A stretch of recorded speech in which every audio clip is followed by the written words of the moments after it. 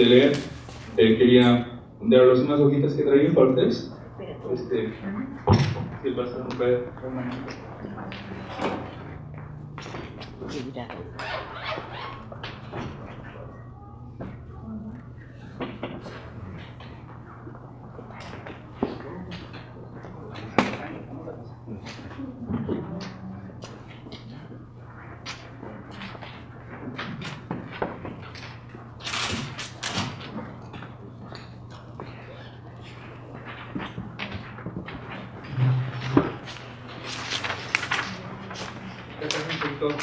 Unos lápices para la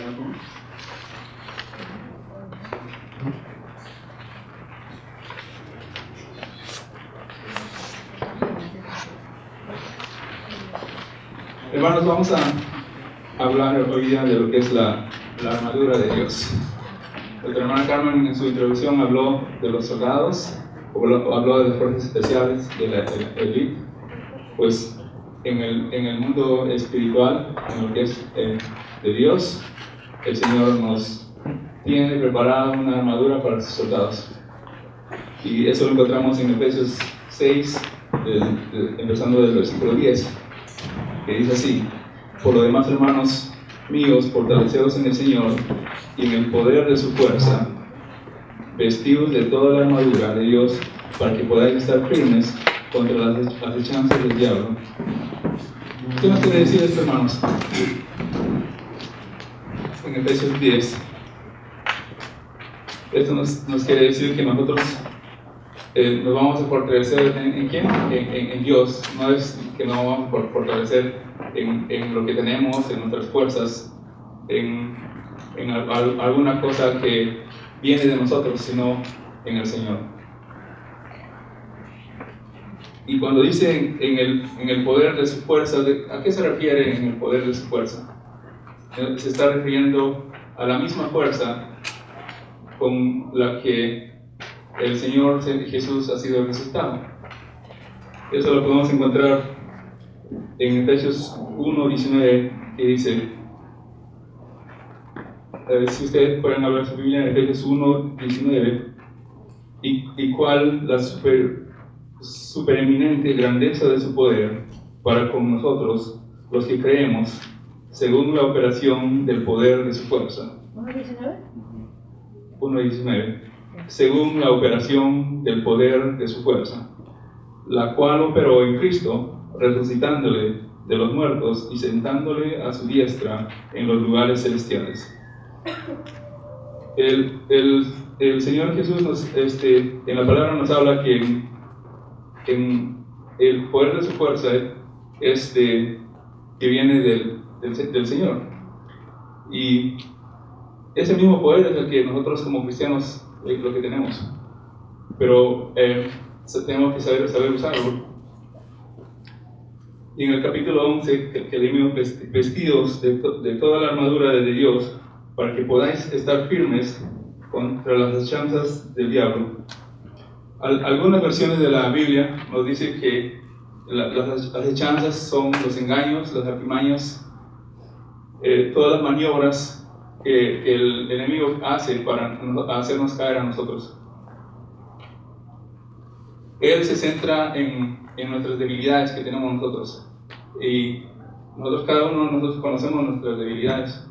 De la misma forma, Él quiso hacer con el Señor Jesús, lo tentó por 3 veces, pero él no pudo hacerlo caer al Señor Jesús, pero sí logró con Eva.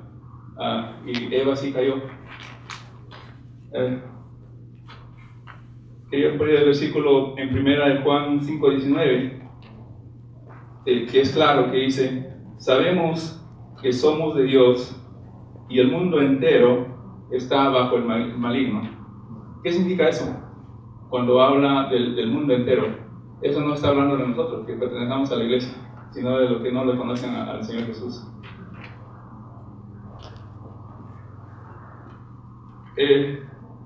Juan define perfectamente nuestras debilidades en 3 grandes renglones.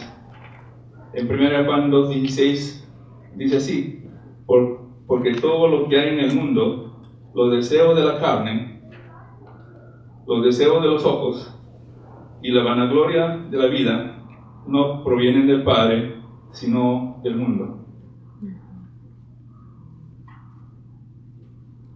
Continuamos en Efesios 6, vamos a ver vamos a leer el 12, el 13 y el 14.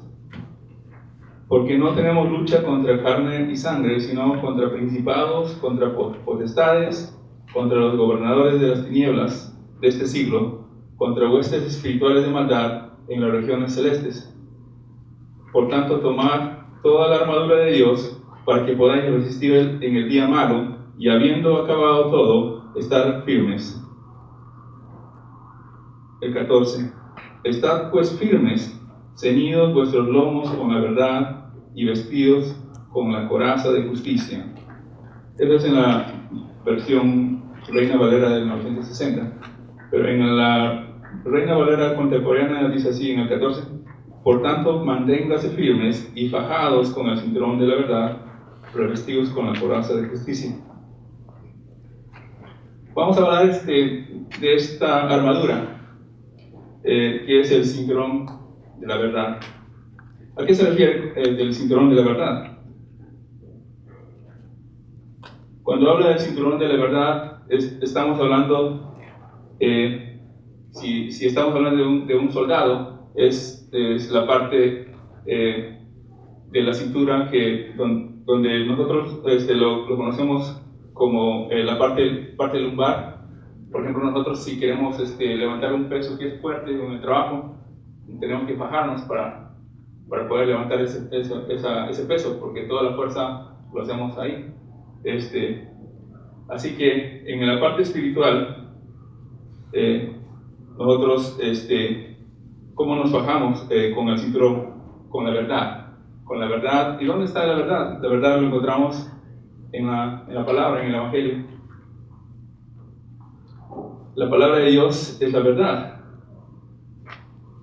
Cuando se cree y se pone en práctica su palabra en forma continua, se convierte en el cinturón de la verdad espiritual para el creyente en Cristo. Puesto que el cinturón es espiritual, se usa para ceñir los lomos del creyente, pero ¿qué son? ¿Y dónde están los lomos espirituales? Las Escrituras tienen la respuesta. En Primera de Pedro, del 1 al 13, dice: ceñid los lomos de vuestro entendimiento. ¿Y dónde se consigue el entendimiento? En la palabra de Dios, leyendo la palabra de Dios. Jesús, que dijo en Lucas 12:35, estén ceñidos sus lomos.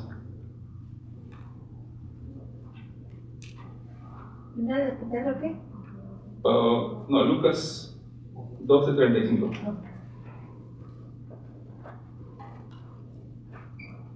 El Señor Jesús hace fuerte a la persona débil. ¿Y cómo lo hace? Él nos habla en Romanos 12:2, que dice: transformaos por medio de la renovación de vuestro entendimiento.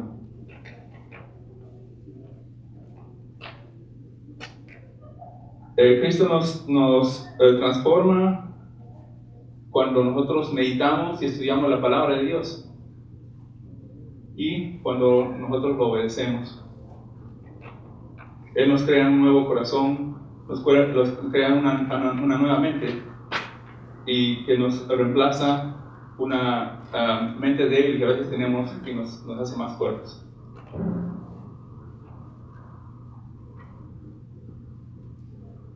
¿Cómo hacer para ceñir nuestros lomos espirituales? ¿Cómo hacer para ser fuertes si uno es débil?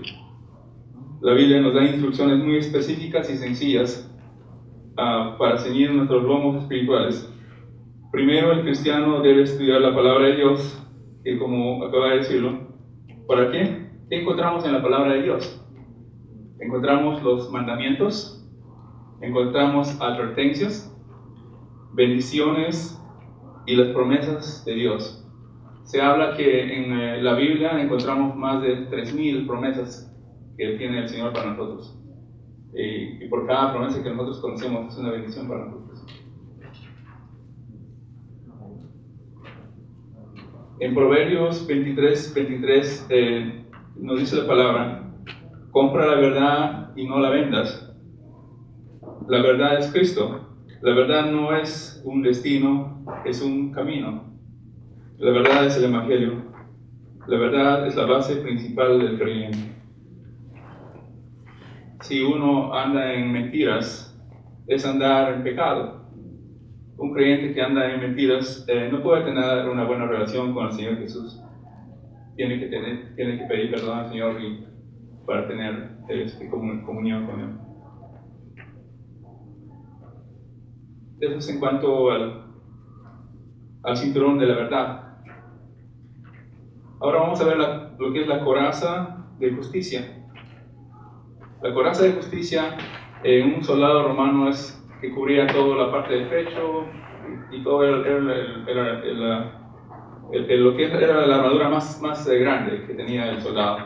¿Por qué? Porque tenía que cubrir el corazón y todos los órganos principales del cuerpo. Eso es cuando se refiere al soldado romano, pero en lo que es espiritual, ¿a qué se refiere la coraza de justicia? La coraza que debe vestir el cristiano no es física, sino espiritual.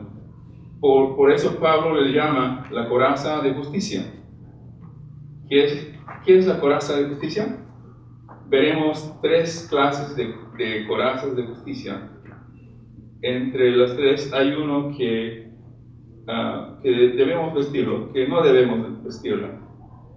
La coraza de la justicia propia, que nos habla en la palabra de Dios. Muchas personas piensan que pueden ser salvas por lo buenos que son, por lo justos que son y misericordiosos que son, o por sus buenas obras. Eso yo lo sufrí cuando era pequeño, porque nosotros no conocíamos al Señor en el pueblo donde yo nací. La mayoría de gente se creía que son los mejores, que son buenos, que son bondadosos, que ayudan al prójimo, pero no conocían al Señor y no eran, vivían de esa coraza de justicia propia.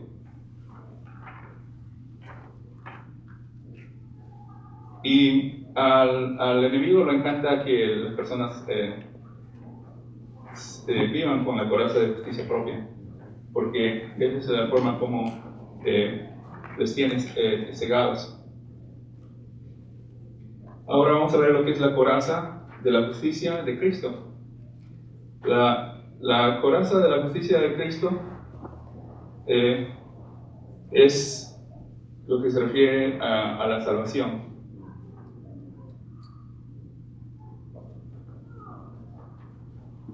No nos puede salvar a nadie. Entonces, ¿cómo podemos ser salvos? La respuesta es por medio de la justicia de Cristo, es decir, por medio de la obra de Cristo en la cruz. Esta es la coraza de la cual debemos vestirnos.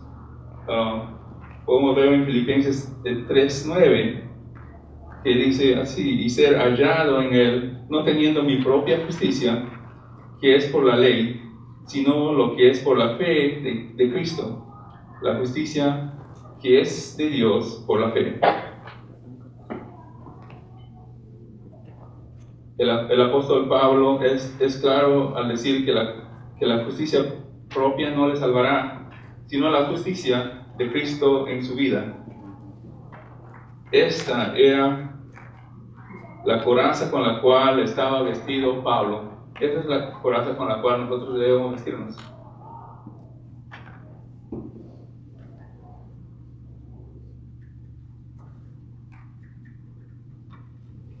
Hermanos, cuando nosotros estamos vestidos de la coraza de justicia, si tenemos problemas familiares, si tenemos problemas económicos, si tenemos problemas de salud, si nuestros hijos se enferman o si nuestra esposa se enferma, tenemos la coraza de justicia que nos protege. Nosotros, nuestra confianza está en, nuestra fe está en el Señor.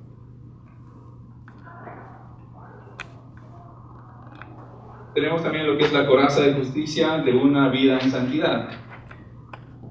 La coraza de justicia de una vida en santidad quiere decir que tener una vida en santidad. ¿Qué significa tener una vida en santidad? Que no tenemos de no vivir en pecado. Pero como cristianos tenemos tentaciones, podemos caer en algún pecado, pero rápidamente podemos ir al Señor arrepentidos y pedirle perdón y cambiar nuestra actitud y seguir los caminos del Señor.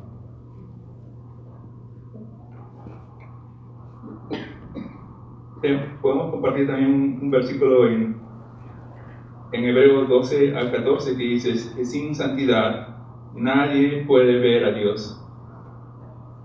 Necesitamos la santidad, hermanos, necesitamos.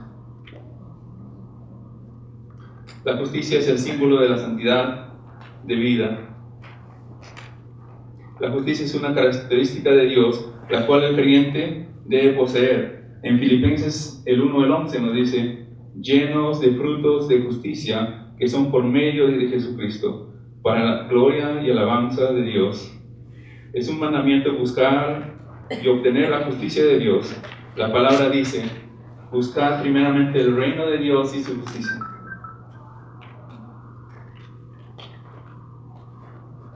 Eso es con respecto a la coraza de justicia. Vamos a ver ahora lo que es los calzados con el Evangelio de la Paz. Para cada actividad que uno hace cotidiana, o si uno practica un deporte, nosotros nos ponemos un zapato, un calzado especial. Por ejemplo, mi hija, la mayor, practica voleibol y también practica el soccer americano. Y para cada actividad ella tiene que tener un calzado especial. Lo mismo es en lo espiritual. ¿Qué pasa, por ejemplo, si es que usted va a correr una maratón y en ese momento se encuentra puesto unas botas de invierno? ¿Cómo va a sentir usted antes de partir la carrera? ¿Cómo se va a sentir usted con esas botas participando en esa maratón? Inmediatamente se va a sentir como un perdedor, que no va a poder ganar, porque la bota le va a pesar mucho. Lo mismo es en la parte espiritual. Nosotros tenemos que poner los calzados del Evangelio. El calzado simboliza la firmeza espiritual. El cristiano está mandado a estar firme. Este calzado especial del soldado romano está diseñado con ganchos especiales para agarrarse y que no se tropiece, no se caiga. También se presenta como uno que está listo para llevar el mensaje del Evangelio. Calzados los pies con el apresto de la paz. El creyente debe estar siempre preparado para llevar el Evangelio de Cristo, el cual es paz. Cristo dijo en Juan 14:27, la paz os dejo, mi paz os doy. Yo no os la doy como el mundo la da, no se turbe vuestro corazón ni tenga miedo. Cuando hablamos de los calzados del Evangelio, ¿qué nos dice en Isaías 52:7?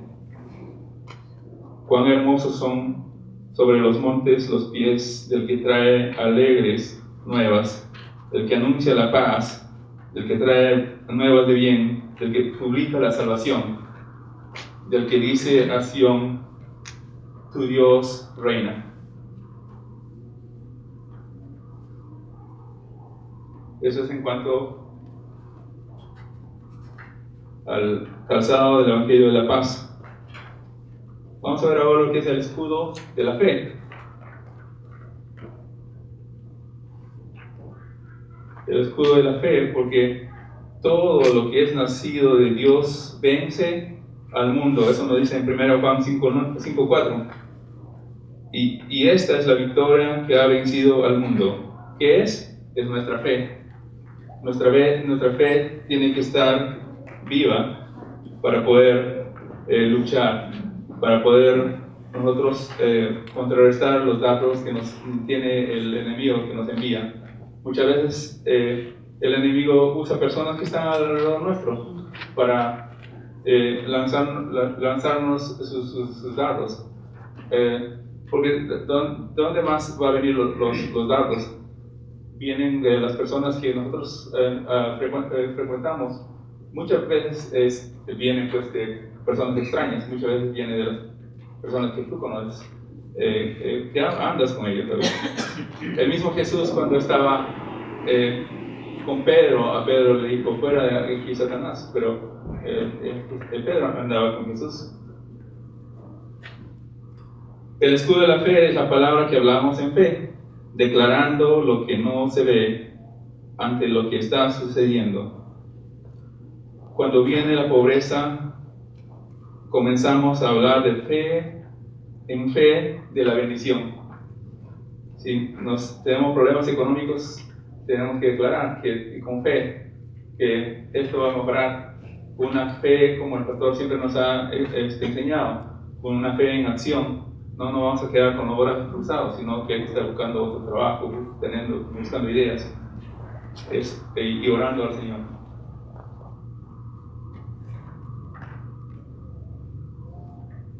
La fe es nuestra forma de expresar lo que Dios va a hacer y no lo que hacemos influenciados bajo las emociones, sino influenciados por lo que Dios dice en su palabra. Hay toda clase de proyectiles que nos manda el enemigo. Pablo menciona algunas, que son las tribulaciones, las angustias, las persecuciones, el hambre y muchos más. Pero ¿cuál es uno de los más fuertes? El diablo tiene su tarea de hacernos dudar de Dios, y muchas veces consigue esto en los corazones débiles. La fe, la confianza en Cristo es una arma defensiva. Nosotros nos defendemos con la fe. En Lucas 8:49 nos dice: estaba hablando aún cuando vino uno de casa del principal de la sinagoga a decirle: tu hija ha muerto, no le molestes más al maestro. Oyendo Jesús le respondió: no temas, cree solamente y será salva. Aquí la confianza del papá de la niña estaba siendo probada. Tu hija está muerta, ya no molestes a Cristo, es la voz que el enemigo quiere que nosotros escuchemos. Pero nuestro Señor le dice: no temas, cree solamente. Dios nos manda a creerlos a Él en todas nuestras circunstancias, ya sea que estamos pasando lo bien, pasando lo mal, o en las peores circunstancias. Tenemos que estar confiados en el Señor.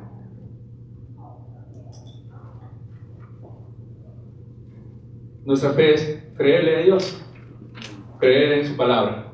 Eso es nuestra fe. La fe nos hace valiente. La incredulidad te hace cobarde. Apocalipsis 21:7 dice: el que venciere heredará todas las cosas, y yo seré su Dios, y él será mi hijo.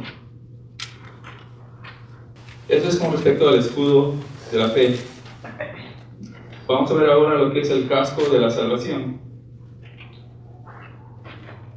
El casco de la salvación se refiere a lo que es el casco es un yelmo que cubre la cabeza. El escudo del soldado protegía todo su cuerpo contra las flechas encendidas de los enemigos, pero el casco era una manera específica y particular de proteger la cabeza. Usted puede ver a un soldado, muchas veces puede ver a un soldado por ahí sin piernas, sin brazos, pero nunca lo va a ver usted sin cabeza. Está difícil.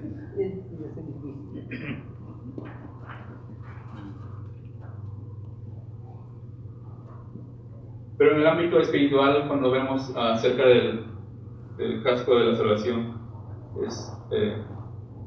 este casco se refiere a que protege nuestra mente de las fuertes dudas que el enemigo pone a diario acerca de la seguridad de nuestra salvación. Vamos a ver algunas mentiras que el enemigo nos pone a nosotros cuando se trata de nuestra salvación. Número 1, ¿Qué nos dice? Nos hace creer que a muchos que creo que perdí mi salvación, dicen muchos. Creo que perdí mi salvación. Cuando si a uno de ustedes nos pasa eso, ¿qué es lo que usted tiene que hacer? Irse a la palabra. Vaya usted a Romanos 8, 38, 39, que dice así: por lo cual estoy seguro de que ni la muerte, ni la vida, ni ángeles, ni principados, ni potestades, ni lo presente, ni lo porvenir, ni lo alto, ni lo profundo, ni ninguna otra cosa creada nos podrá separar del amor de Dios, que es en Cristo Jesús, Señor nuestro. Amén. El apóstol Pablo no tenía ninguna duda acerca de su salvación. Él estaba seguro que nada ni nadie le podía separar de Dios. Y aquella misma seguridad la debemos tener cada uno de nosotros. ¿Cuál es la segunda mentira que él te pone? Creo que no soy salvo porque tengo malos deseos y pensamientos. Debemos entender que toda persona, sin excepción, nace con una naturaleza pecaminosa. Es decir, se inclina hacia lo malo y no lo bueno. Si podemos leer en Gálatas 5:17, porque el deseo de la carne es contra el espíritu, y el del espíritu es contra la carne, y estos se oponen entre sí, para que no hagáis lo que quisierais. ¿Qué significa eso? Que hay una lucha, siempre va a haber una lucha. No significa que porque eres cristiano ya no va a haber la lucha.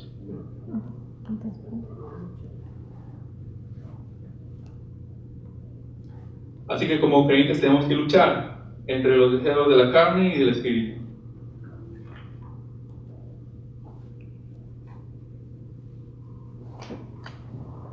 Nosotros en Cristo podemos decir que ya no somos esclavos, que somos libres. Recuerda, hermano, que como cristianos siempre tendremos una gran lucha con nuestros deseos y pensamientos, pero eso no significa que usted va a perder su salvación. Otra mentira que te pone el diablo a veces que te dice que creo que no soy salvo porque estoy enfermo y por más que oro no soy sano. Enfermedades en cuanto al propósito de Dios para la vida del hombre, lo podemos ver en 4 grupos. Enfermedades causadas por la irresponsabilidad de las personas. Yo he visto a muchas personas que han fallecido. ¿Por qué? Porque unos han sido alcohólicos, otros no se han cuidado muy bien y la enfermedad se los ha llevado. A eso se refiere cuando son causadas por la irresponsabilidad de las personas. Pero también hay enfermedades que Dios permite que Él sea glorificado. Podemos ver en Juan 11, el 1, que dice: estaba entonces enfermo uno llamado Lázaro, de Betania, la aldea de María y de Marta, su hermana. María, cuyo hermano Lázaro estaba enfermo, fue la que ungió al Señor con perfume y le enjugó los pies con sus cabellos. Juan 11:3. Enviaron pues las hermanas para decir a Jesús: Señor, he aquí el que amas está enfermo. Oyendo Jesús dijo: esta enfermedad no es para muerte, sino para la gloria de Dios, para que el Hijo de Dios sea glorificado por ella. Este es un ejemplo de que hay enfermedades donde el Señor se va a glorificar. También podemos ver casos acá en nuestra iglesia, que la hermana está bien ahora, que es el pastor oró y la hermana está sana. También hay enfermedades que son para muerte, como ya lo leímos en 11:4, Juan 11:4, que dice: si Jesús dijo que la enfermedad de Lázaro no era para muerte, entonces esto significa que hay enfermedades que son para muerte. Porque de algo hay que no vamos a morir, ¿no? Porque todos vamos a morir un día. será que te va a chocar un carro, una muerte natural, pero algo uno va a morir. Y también hay enfermedades para nuestro beneficio. En lo que es las enfermedades para nuestro beneficio, como ejemplo puse aquí el de Pablo, cuando él estaba en sus tiempos, que lo podemos ver en 2 Corintios 12:7. Cuando él habla del aguijón en la carne de Pablo. Aunque muchas veces se han visto muchas explicaciones concernientes a la naturaleza de este aguijón de Pablo, muchos dicen que eran de enfermedades crónicas, otros dicen que puede que sean tentaciones incesantes, o que haya tenido oponentes inflexibles, o otros piensan que fue problemas oculares, de malaria, migrañas o epilepsia que tenía Pablo. En la Biblia él no nos dice específicamente que fue su enfermedad, pero se cree que fue una enfermedad física. Cuando él habla en el 2 Corintios 12:7 que dice: y para que la grandeza de las revelaciones no me exaltase desmedidamente, me fue dado un aguijón en mi carne, un mensajero de Satanás que me abofetee, para que no me exaltase, para que no me enaltezca sobremanera. Primeramente su propósito era de mantener a Pablo en humildad. Cualquiera que haya tenido un encuentro con Jesús y le haya hablado y haya sido comisionado por él, en Hechos 9, 2, 8, podría en su estado natural volverse ¿qué? ¿Con qué se hubiese vuelto si es que no hubiese tenido esa enfermedad Pablo? Podría haberse creído un poco engreído con ese increíble encuentro que él tuvo podía haber aumentado ¿qué? Su altivez. Él podría haberse exaltado demasiado, o podría haber sido muy orgulloso.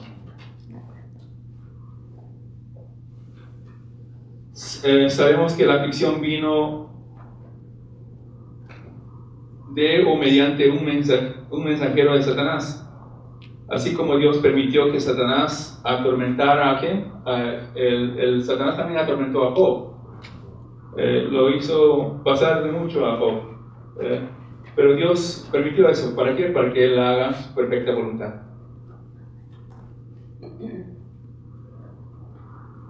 Pablo, cuando habla del aguijón, lo consideró como un obstáculo. Él decía que si él no hubiese tenido ese aguijón, que su ministerio hubiese sido más efectivo, más amplio. Y fue así que le pidió a Dios como 3 veces que le quitase ese aguijón. Pero que el Señor Jesús, ¿qué le dijo? ¿Sabes qué, Pablo? Solo basta con mi gracia. Así es. A mi esposa le gusta mirar o escuchar cuando predica, no sé si ustedes lo conocen, a Nick Vujicic. Él es un predicador que habla en inglés, pero que no tiene brazos, no tiene pies, con la gente se mueve, pero es un buen predicador. Dios tiene el propósito en su vida de él también. Tiene mucha influencia a nivel mundial, este predicador, en nuestros tiempos actuales. Yo digo, ¿no será que esta enfermedad que lo hizo para el propósito de Dios? Amén. Ahora vamos a pasar a Efesios 6:17 para hablar de la espada del Espíritu. Y la espada del Espíritu, que es la palabra de Dios. Es una parte de este versículo, el 17. La espada del Espíritu es definido por Pablo como la palabra de Dios, escrita por la inspiración e iluminación del Espíritu.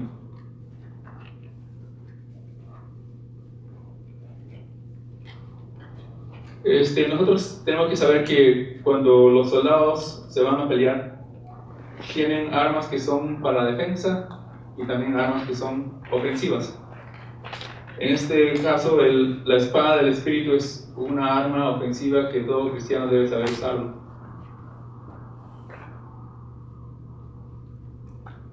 Y esto es la espada del Espíritu, que es la palabra de Dios, es una arma ofensiva. En Hebreos 4:12 lo podemos leer que dice: la palabra de Dios es viva y eficaz y más cortante que toda espada de dos filos, y penetra hasta partir el alma y el espíritu, las coyunturas y los tuétanos, y discierne los pensamientos y las intenciones del corazón. Pero para usarla, usted tiene que meditar en ella todos los días. No puede ignorar el valor que tiene la palabra y el poder que tiene para una batalla diaria que nosotros tenemos que pasar.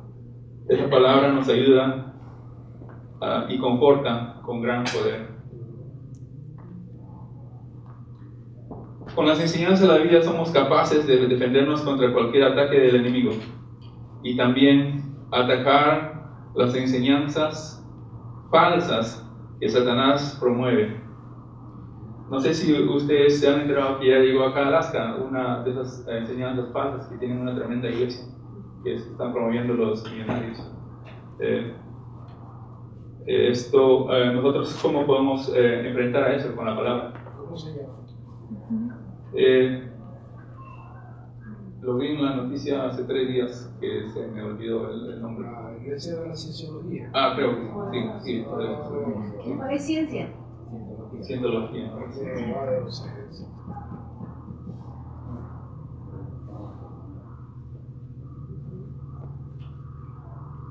Aquí podemos poner el ejemplo también que les estaba hablando de las tentaciones que tuvo el Señor Jesús.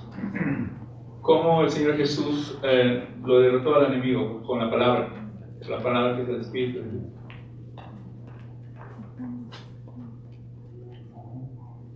Vamos a ver ahora Efesios 6:18.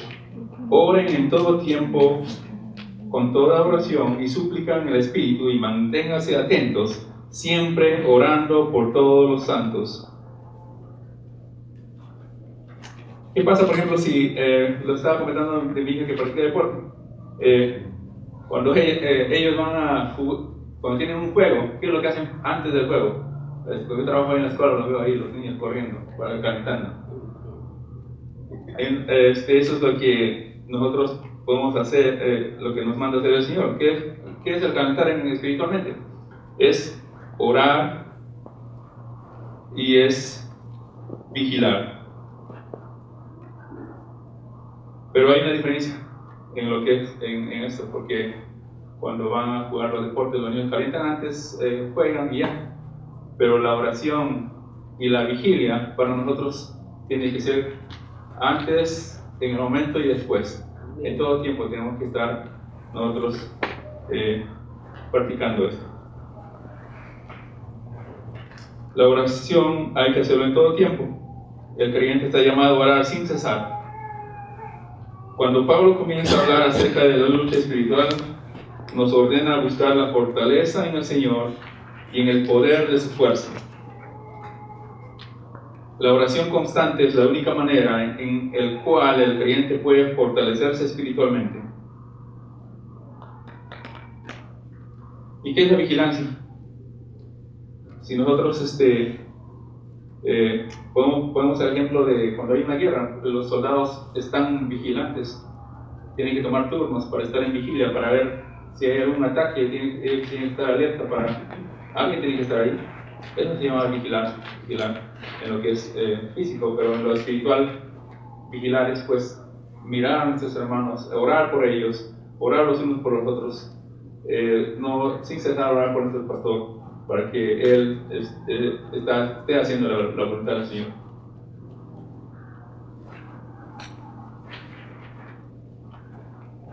Efesios 6:12. Porque no tenemos lucha contra carne y sangre, sino contra principados, contra potestades, contra los gobernadores de las tinieblas de este siglo, contra huestes espirituales de maldad en las regiones celestes. ¿De qué nos está hablando acá? Veamos en 2 Corintios 10, del 3 al 5. Pues aunque andamos en la carne, no militamos según la carne.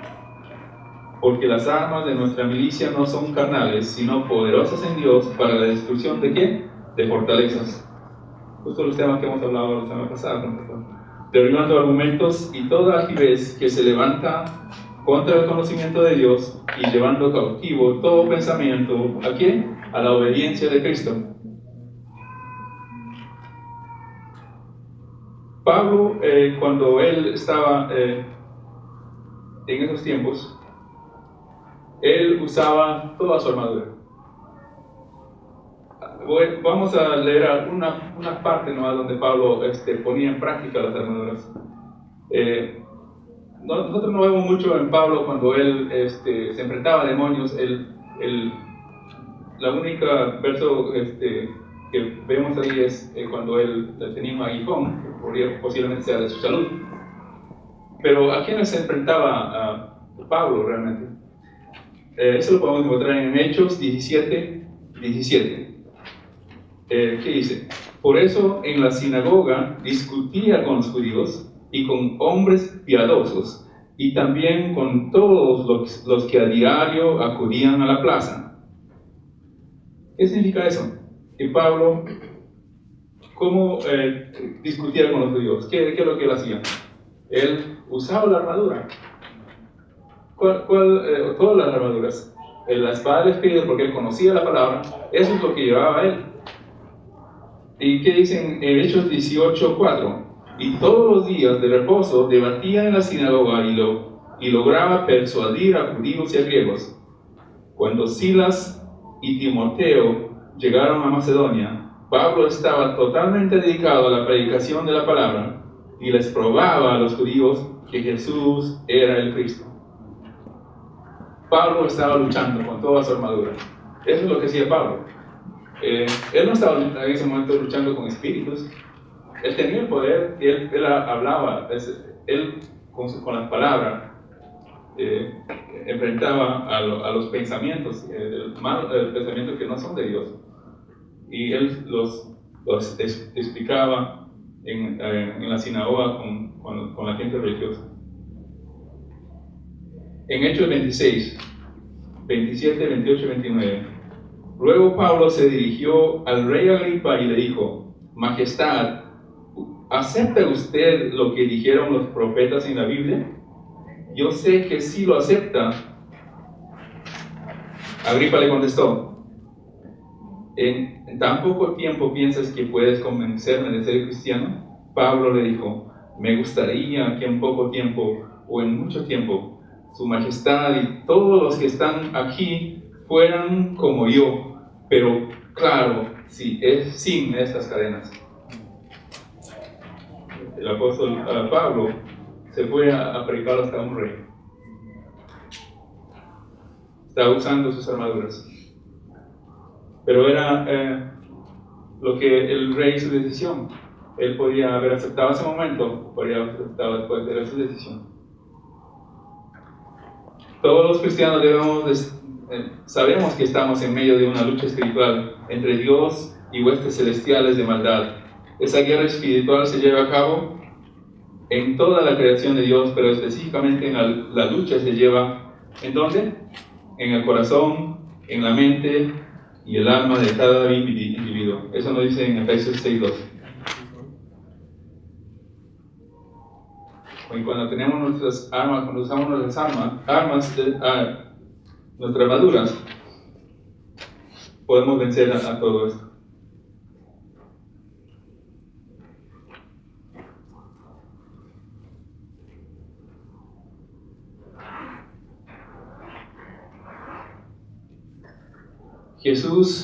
quien lo salvó se asegura de que usted pueda estar firme en cualquier situación. Cuando usted declara por primera vez que Jesús es su Señor, se une ¿a quién? Al ejército del reino de Dios.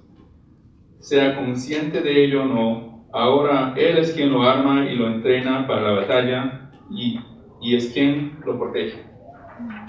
Así que hermanos, nosotros ya estamos grandes, ya están preparados para tomar nuestras armaduras y ponerlas en práctica. Así es. Coloquémonos pues las armaduras de pies a cabeza. Cuando usted se pone la armadura de Dios, está completamente equipado y listo para cualquier cosa. ¿Qué es lo que primero tiene que hacerse? Ceñirse su cinturón, póngase su coraza de justicia, el calzado de la paz, el escudo de la fe, la salvación como yelmo, y el escudo de la fe, ya lo dije, y la espada del Espíritu. ¿Qué cosa es? Que es la rema, la palabra hablada de Dios, que es la palabra, la espada del Espíritu, que es la palabra de Dios para cada uno de nuestras vidas. Eso es lo que tengo para ustedes, hermano. Dios me lo bendiga. Amén.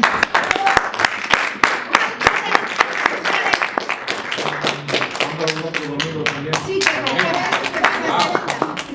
¿Hemos aprendido algo? bastante. Amén. He tomado unas notas, yo no sé de ustedes, pero aquí están mis notas. De todo lo que hemos aprendido de Francisco. Oiga, yo no sé,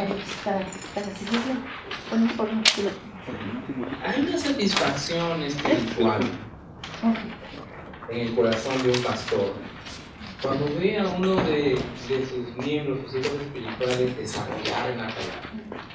He visto a Francisco crecer de una forma increíble. No solamente tiene mi cariño, pero mi respeto. Amén. Yo trabajo con él, lo veo todos los días. Y usted sabe, pues, la mejor forma de ver el carácter de alguien es en el trabajo.